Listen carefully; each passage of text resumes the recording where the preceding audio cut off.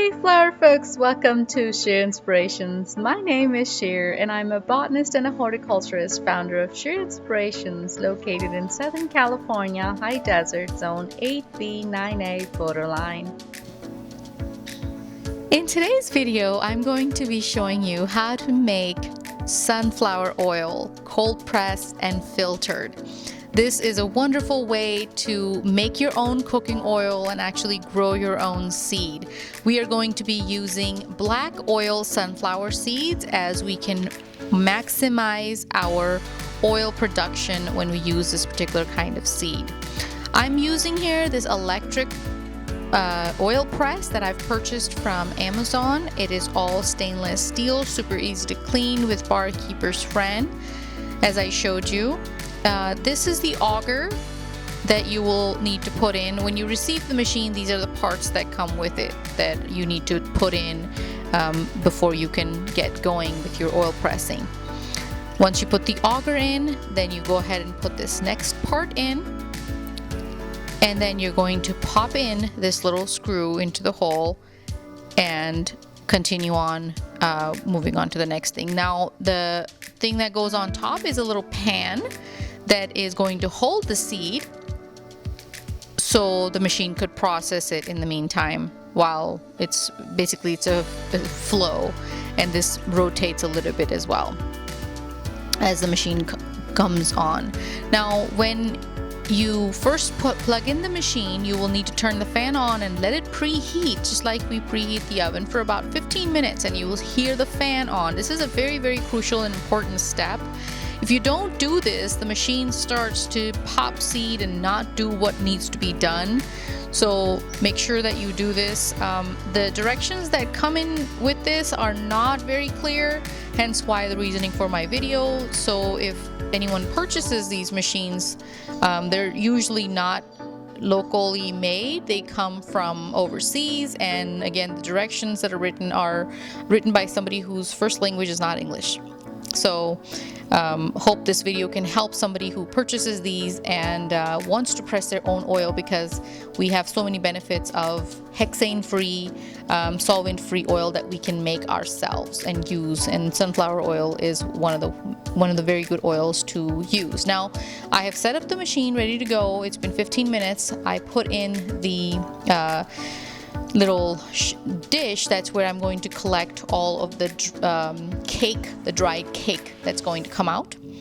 That little steel pot that you see is where the oil is going to come out. When the oil comes out, it's going to be very dark and black, and it's got a strainer. These two parts also came with the machine. However, the pan, the yellow pan that you see, did not.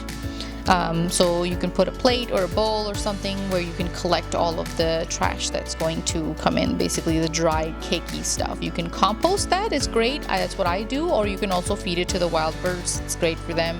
If you have chickens, you can feed it to them, livestock, and so on. I did 1 pound of seed at a time. This right here is 1 pound, and I went ahead and turned on the machine so the seed can continue to go down, and I can start oiling. Now keep in mind, I have already preheated this for 15 minutes, the fan, and I have now turned on the machine. Now it takes 4 pounds of oil to roughly make about 1 pound of oil. This is how the oil is harvested.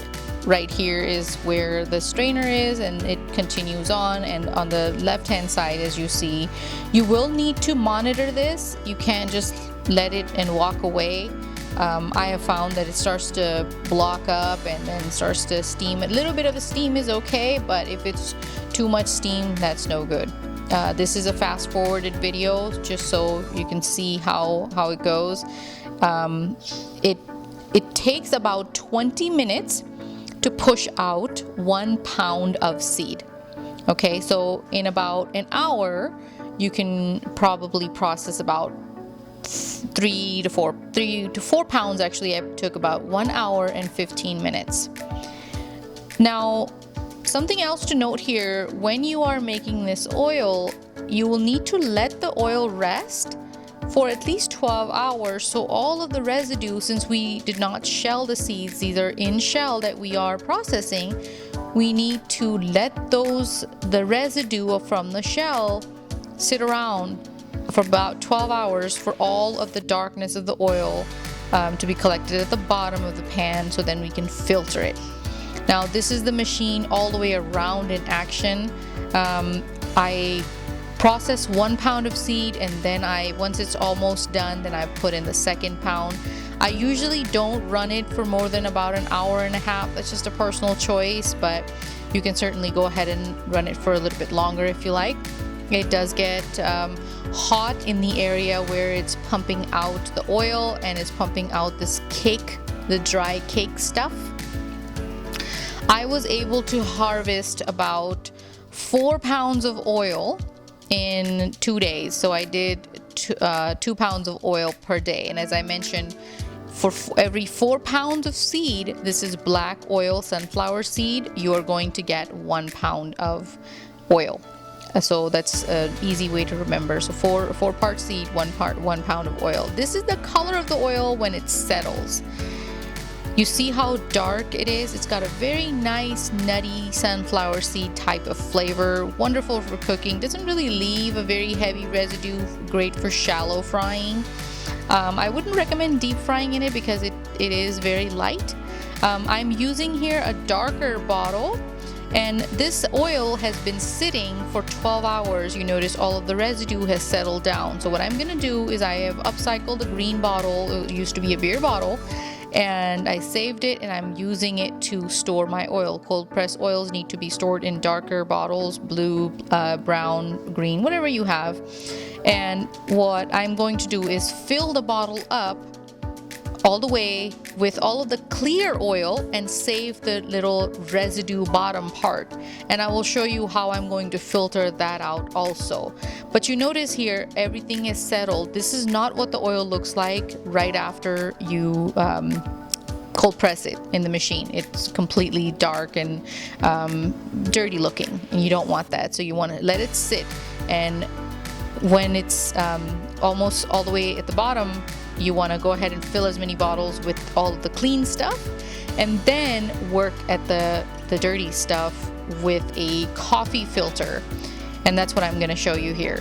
What I've done is I put in a coffee filter on top of a funnel, and I put in those 2 bowls of leftover of the residue, and you're going to have to leave that overnight probably for all of the oil to come through. So you're wasting the least amount of oil this way, and maximizing your all of that hard work that you put in for getting this oil out from the machine. Now there's also these machines that are manually, you have to manually work them. I don't recommend those, only because I find that the convenience of the oil press that is electric, it's much easier to do, and you can get a lot more than you would be doing with manual labor. So that's just a personal choice. Those machines are a little bit less expensive than these. However, this comes with a 2-year warranty. This here is 12 hours later, and you notice how all of this is settled. There's almost no oil here anymore, and this is what all of the gunk of the residue looks like, and everything that is clean is now in the bottle. That is what I found the easiest, best way to be the most frugal and have the most amount of oil and maximize your production on your black seed oil. Now, I plan on growing my seed, the giant sunflower seeds, the black oil sunflower seeds, next year, so I can grow basically my own oil. This year I purchased the seeds, and I'll also leave a link to where to purchase them on Amazon. Once you're done, this part I leave for about 4 hours before I start to clean it, because it is very hot. Now when I'm touching it, it is no longer hot. It does, however, come with a glove.